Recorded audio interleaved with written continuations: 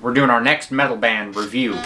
Their entire discography, we're doing it in one video today, like we did the past 2 videos. So, today, our next band that we're doing, Pantera, and we're starting with their actual first album. Well, not their actual, this is their first album. So we're starting with their first album, of course. Like we do, we go in chronological order. That's how we do it over here, because there's no other way to do it. So, this is their first album, which I didn't even know about when I first started listening to Pantera. It was just random. I was at the gym and I'm like, I've heard about this Pantera, but I've never actually listened to them. And at first I was like, holy crap, this is awful. And then I was like, and then I re-listened to it, I'm like, holy crap, this is awesome. And it was obviously Cowboys from Hell. That's what I started listening to, because you can't. Another great thing about CDs, if you haven't seen my other video, is that this album you can't get on Spotify. You can only get on CD or vinyl. So CDs are better because you can get music. You can access music that's not on your phone. Like this. Like I at the time I didn't even know this existed, because I just thought that Cowboys from Hell was their first album. And my dad had told me that there were other albums that were like glam metal or whatever. And I was like, really? And I looked it up and I'm like, this doesn't seem right. This is not glam metal. I'm like, okay, I thought that was Cowboys from Hell was it. And then after listening to Pantera for a while and discovering their albums slowly, I'm like, this band just gets better and better and better. And then I looked up this, and I'm like, oh my god, this band just got even better. This band just keeps getting better. How can it get better? It did. It did get better with this right here. This right here. It all started with this. This was early. This is 1983. So this is when Metallica came out. This 1983. This came out in 1983, before Megadeth was even a thing. Think about that. 1983. This came out. This was way before Megadeth. Megadeth was 1985. So this was like 2 years before Megadeth even started. This is when Metallica came out, I think. I don't know. It's all the same year anyway. Anyway, this album. Oh my gosh. What's the song? My favorite song on this album is the Biggest Part of Me. Man, that's an incredible song. I love that song. And like the other ones are just rocking out. I mean, just incredible album. This has got to be an 8 out of 10. This is an 8 out of 10. Okay? That's a good rating. That's a good rating, okay? Because I mean, it's not a perfect album, but it's incredible. It's an 8 out of 10. I mean, it's got guitar shredding. It's got like, it's incredible. It's incredible. This album, Projects in the Jungle. This is Projects in the Jungle, their second album. This one is also an 8 out of 10. This one is incredible too. There's a song in here that I like. I don't remember what it's called. Shredding. That's not the name of the song. That's the words that come to mind whenever I think of this album. Shredding. Plus, I like the cover on it. Looks freaking sick. You know, this is an 8 out of 10. This is incredible, incredible work.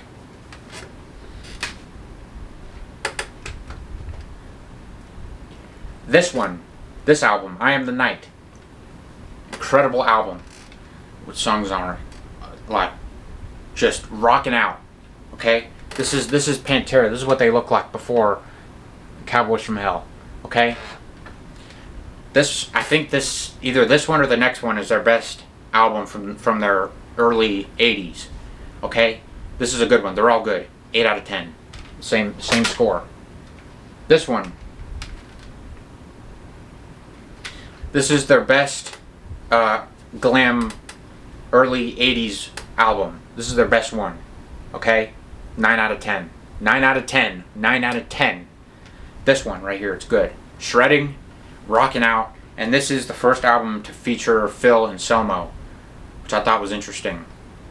I mean, this is just this transition from this to the next album. I don't know what happened. I don't know what was going through their heads. I don't know how it came to be the way it did, but this transition from this album to the next one needs to be studied thoroughly on what happened. I mean, I don't know how.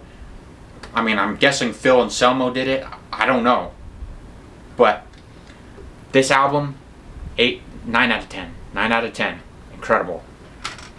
Now, this album, we went from glam metal 80s to 90s groove metal.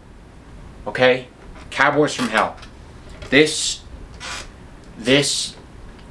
is one of the best, like, I guess not, it's not debut albums. It's not. This switch up is just incredible. I mean, this album is darn near a perfect album, I think. I can't think of a single bad song. I dare say it, this is a perfect album.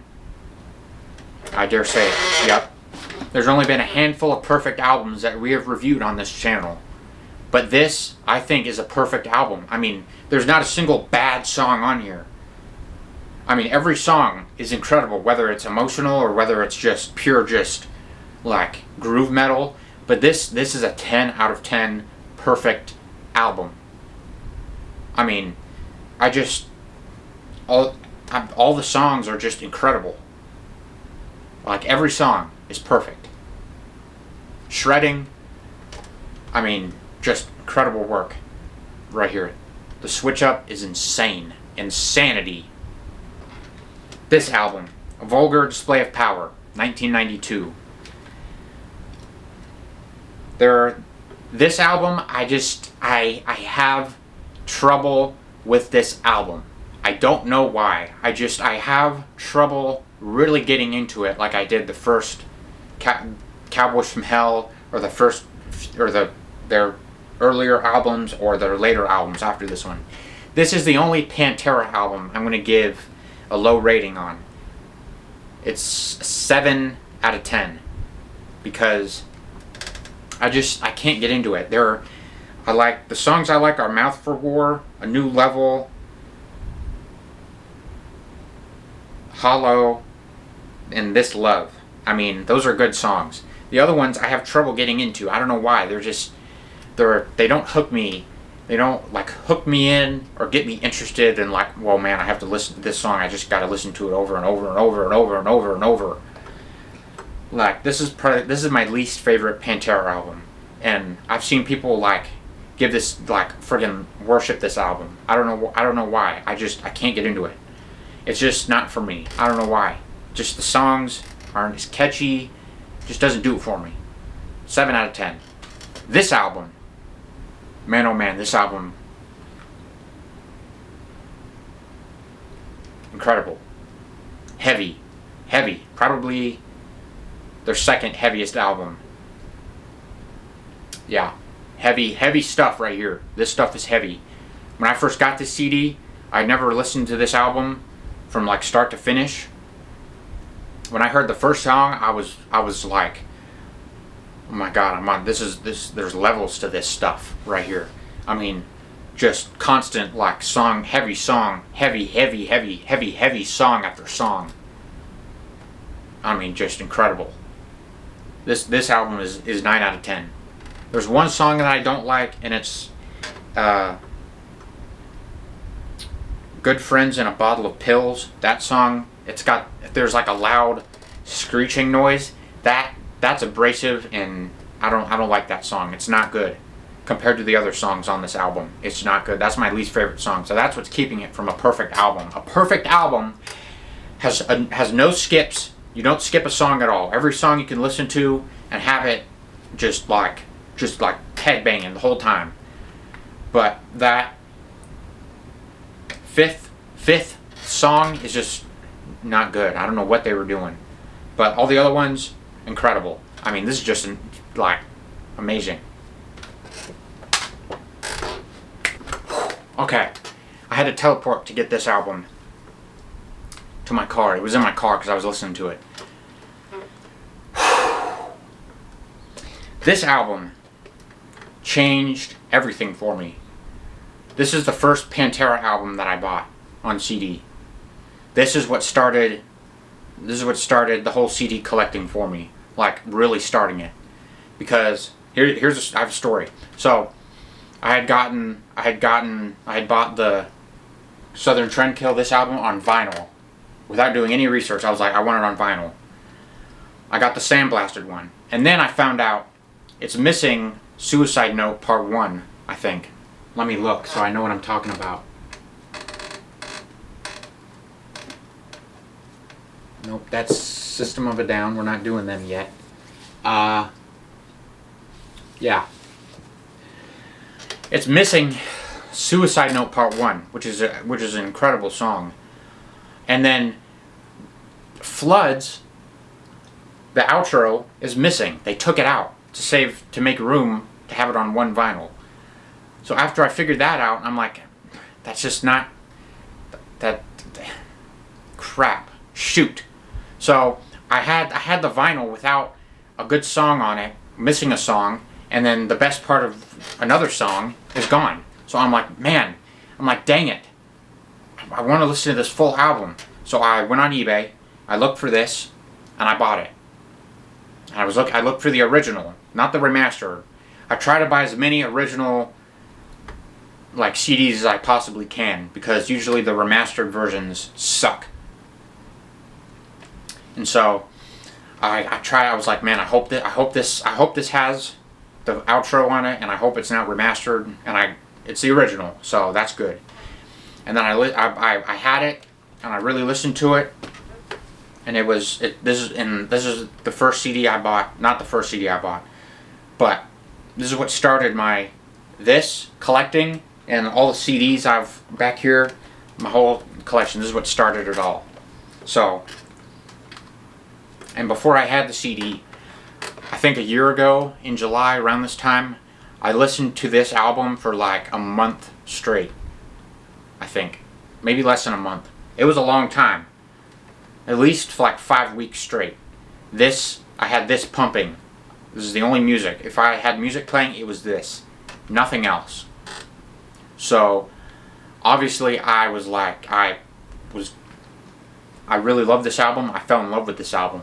And I listened to this album for like weeks on end. Straight. Nothing else. Just this. So, I have this memorized from start to finish. So, yeah, I have every song memorized, and this album is the only album I really like dove headfirst straight into when I first listened to it, because when I was first getting into Pantera, because it was the song that I had heard all over the internet, and it was a good song, and the outro part is like super overused on Instagram and TikTok and whatever, so that's the song that I heard. And then I listened to the rest of the album, and I'm like, holy crap, this is abrasive. Just raw anger and emotion, and it instantly hooked me. Instantly. As soon as I heard the other songs, I'm like, oh my god, I was obsessed with this album. So, this album is deep connection with me. So, yeah. Now, this album. I've come to appreciate this album more as I get older, and realized how underrated this album is. Some people don't like this album, but I love this album. This is a great album. Sadly, this is the end of their career, but it's good. It's a good album. There are good songs. Death Rattle was featured in SpongeBob. That's an amazing song. Like, some of these songs are like, You've Gotta Belong to It. That's a good song. I mean, It Makes Them Disappear. That's an incredible song. I mean, all these songs are just incredible, and the album cover is sick. Look at it. I mean, it's an underrated album. People don't like it, but I like it. I love it. So I'd give this like a 7 out of 10, because it's good. It's really good. Yeah. And this is when the band also kind of got a little back together at the end.